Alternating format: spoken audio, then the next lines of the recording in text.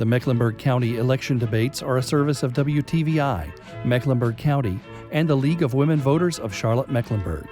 The views and opinions expressed in these debates are those of the candidates and do not necessarily represent the views of WTVI, its management, Mecklenburg County, or the League of Women Voters.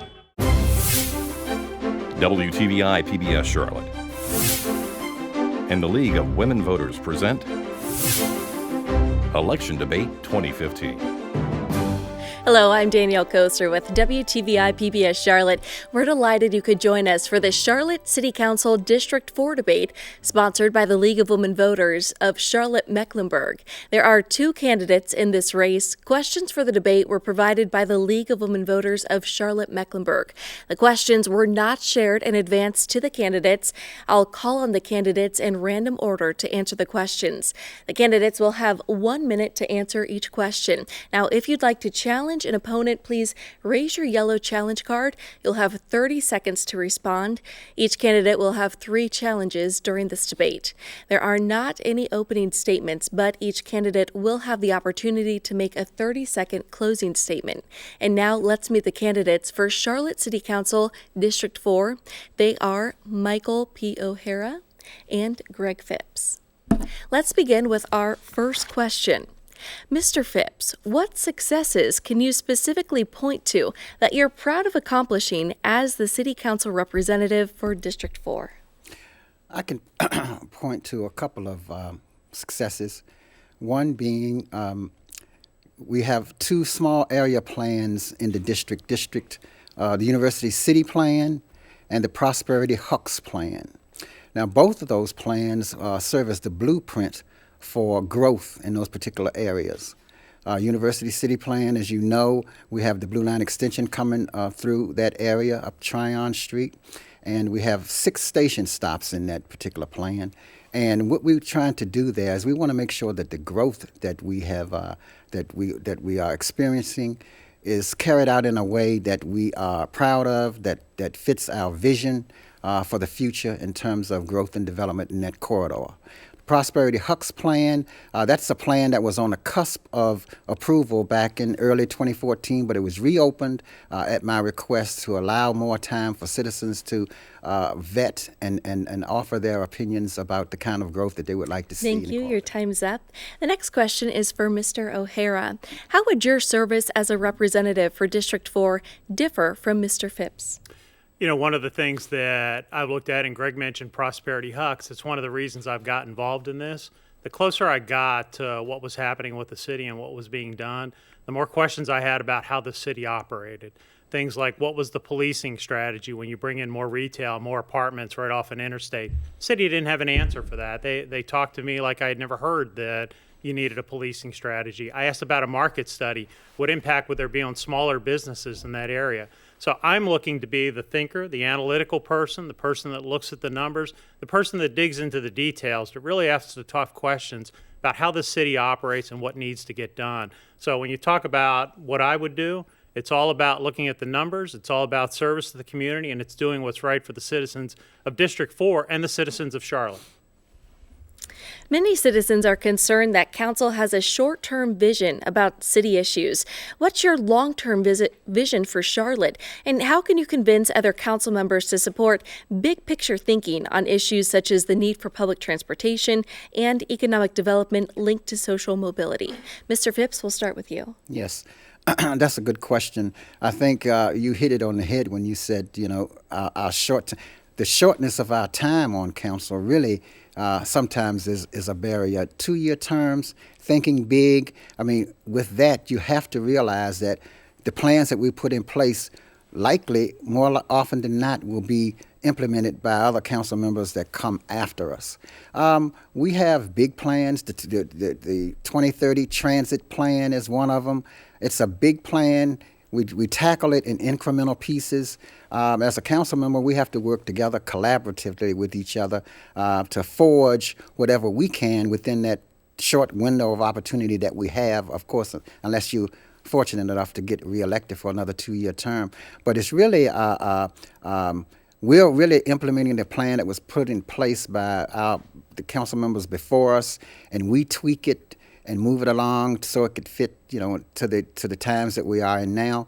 But it is a challenge trying to think long term like that. Thank you, Mr. Phipps. Mr. O'Hara, your I challenge? was going to say, can I respond to that? The city does have a short-term vision. And, if you look at election after election, you'll hear candidates talk about the same issues. We've got to improve security and policing, and we've got to bring jobs to the area. But you never hear a concrete plan of what needs to get done and how do we fix these problems for the long term. I'm the only candidate that's put a 4-point plan out there to help improve our policing and community involvement with police officers in the community. The only candidate that's put out a 3-point program to help grow and build jobs in our community. So I'm not about fixing Band-Aids for the short term. I'm about doing it for the long term and having the long vision. All right, and Mr. O'Hara, you can proceed to answer the question. Okay. When you look at the short-term vision that we have, transportation is important. We have a lot of issues that we try to tackle in this city. But you look at where the city spends its money, and interestingly enough, the city tries to divide the pools of money. They tell you that we could spend $132 million on stadiums, but we can't invest that money somewhere else. Somebody has to drive change so that we can do the things for the long term in our community, whether that's policing, whether that's growth, whether that's jobs. We need to look at the total pool of money. And if that doesn't work for us, we need to change the system. We need to be able to do things like, can we allocate some of the occupancy tax, work with the legislatures in Raleigh to be able to put that money elsewhere in our community where it's needed. Okay. Would you like to challenge? Yes. So I guess my opponent seems to be saying that we ought to look at ways where we could divert some of those funds from their intended purposes to other purposes. I don't know, how successful that would be, but I guess as a point of a willingness to put that idea on the table, I mean, that's something that people would take a look at. But I have my doubts that the other parties that are party to those kinds of debates would be interested in diverting those funds. Your challenge. So, I look at, what we spent on arenas. So $132 million. Gave $80 million to the Panthers, 39 to the Hornets, 15 to Bojangles Coliseum. And if we think that's the best use of our money for things that we need in community, then we really need to step back and take a look at what we're doing. If you look at the NASCAR Hall of Fame, we lose $1.5 million a year. We sold $12 million in city-owned property to cover the loan on that could have been used to cover the deficit in the budget. So we have plenty of money. We're just not sticking this money in the right places. Thank you, Mr. O'Hara. You have one challenge left for debate. And we'll move on to the next question. This is a yes or no question, so I ask that you please simply keep your answer to yes or no. Given Charlotte's needs for improvement identified by voters and candidates, including transportation, congestion, housing, and economic development, how would you find the resources to tackle them? Would you vote to raise taxes, yes or no? Mr. O'Hara. No. Mr. Phipps? That's I would. Yes or no? I would. Yes. Thank you. For this next question, we will have 30 seconds. You'll each have 30 seconds to answer the question. Recent incidents across the nation have raised public awareness about inequities in policing policies. How do you hold the police department accountable for the changes that need to be made? Mr. Phipps, we'll start with you. Yes. I think we hold police accountable by, if you see situations where behavior is outside of what you would expect, the normal behavior, excessive force, that we should take immediate action to remove that situation. And I think in a lot of cases, in some of the cases we've had in Charlotte, that has been done. And we just have to hold police accountable to the same extent that we would do any other person that would involve themselves in that type of behavior. And Mr. O'Hara. So, we need to change the conversation around policing and going back to fixing this from a Band-Aid solution.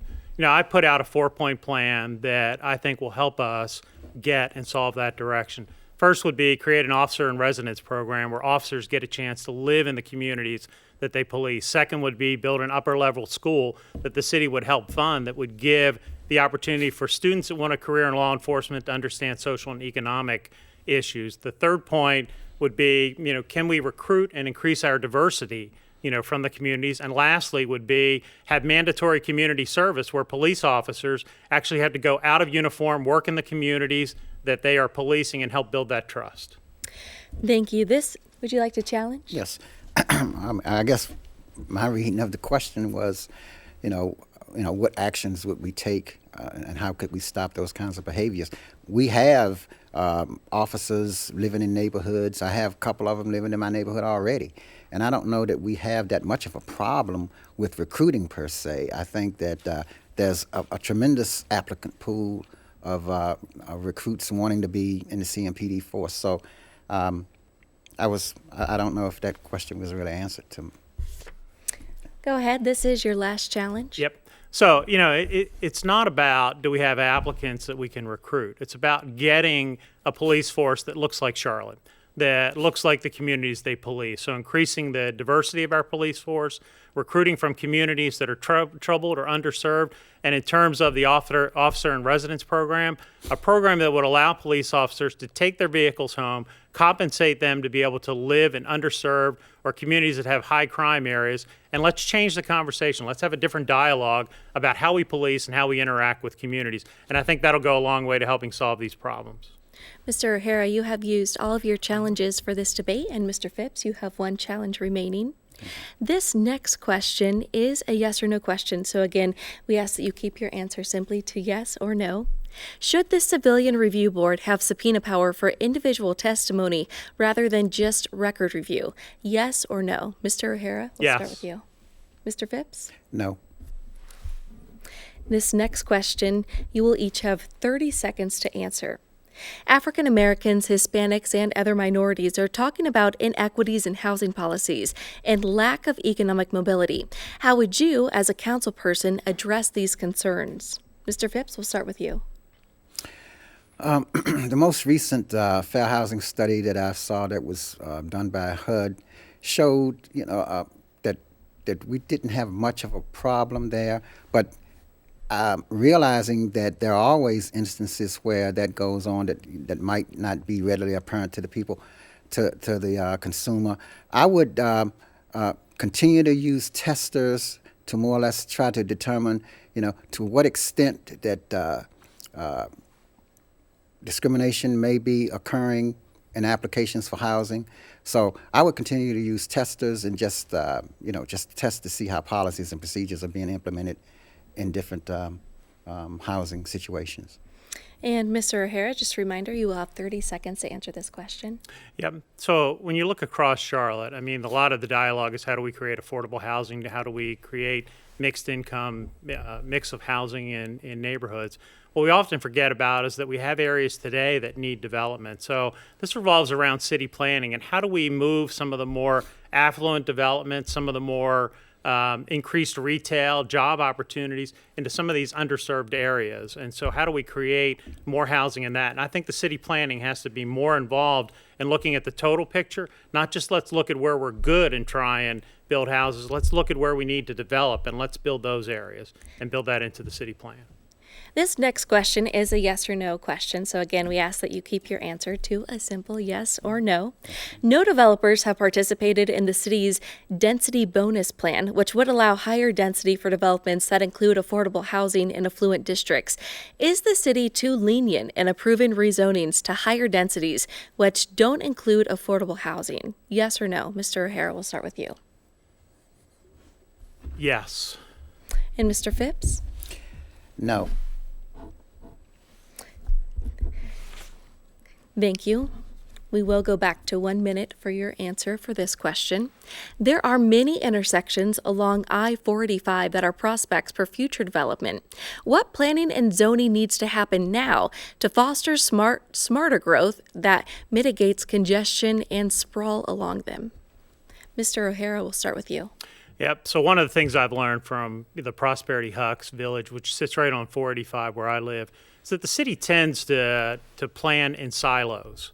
If you look at the city's plan for Prosperity Hucks, it talks about these roads will be good till 2030. If you drive back there at 5 o'clock, 5:30, those roads are already congested. What happens is the city looks at one area, doesn't take into consideration future development, future areas down the road. All these roads tend to feed together the way our city is. So we need a coordinated, comprehensive, overall integrated plan that looks at the entire city in terms of what we're developing and how these roads feed together, rather than looking at one pocket at a time. And that's how we run into all these transportation and other issues that we see. And Mr. Phipps? Yes, that Prosperity Hucks plan was one of the most vetted plans that the city ever engaged in. And it was an intentional plan designed so as not to have a lot of helter-skelter type development at intersections, to have development that's more or less coordinated and centered in activity centers and corridors and wedges, not at having just a lot of service stations and convenience stores at convenient intersections and such. So it was intentional. It was a process that's been vetted by the North Carolina Department of Transportation in terms of what they wanted to do with those intersections, see with them, and the Charlotte-Mecklenburg Planning Commission, and a host of engaged citizens throughout the process that had a vision for growth and wanted to see it something far different than some other localities in the Southeast. This next question, please answer with yes or no. Would you support or vote against expansion of the non-discrimination ordinance for LGBT residents? Mr. Phipps. Right now, I would say no. Mr. O'Hara. No. This next question, neighborhoods are a vital part of the larger community.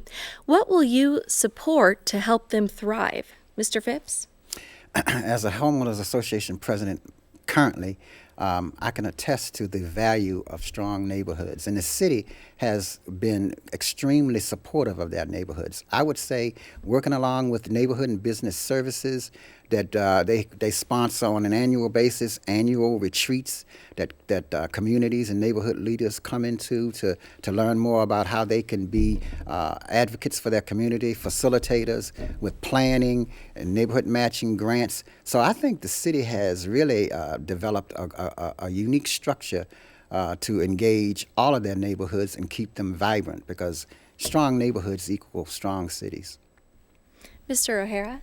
So out in District 4, which is the university area, we have University City Partners, and I think we've seen some success with what Center City Partners has done, what we've seen in South End.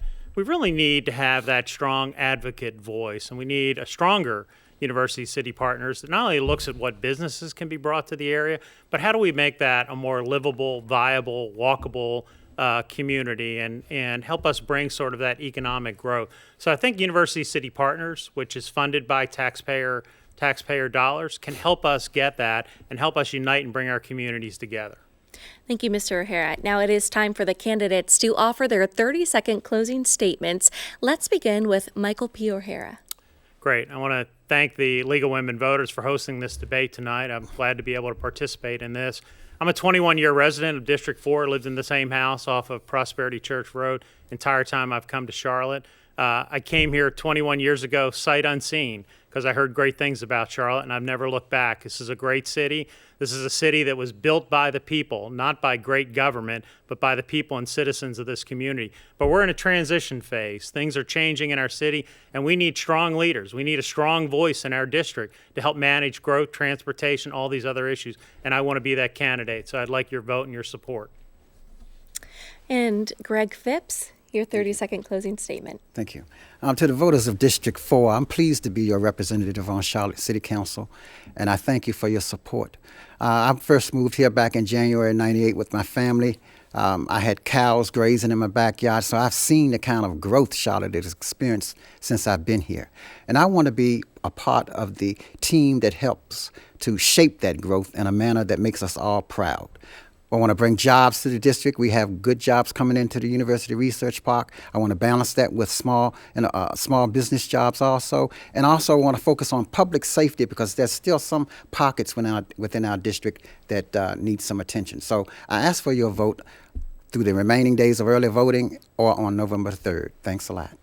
Again, I'd like to thank both of our candidates for taking part in the Charlotte City Council District 4 debate. For more information about the election, head on over to pbscharlotte.org or the League of Women Voters of Charlotte-Mecklenburg, www.goleaguego.org.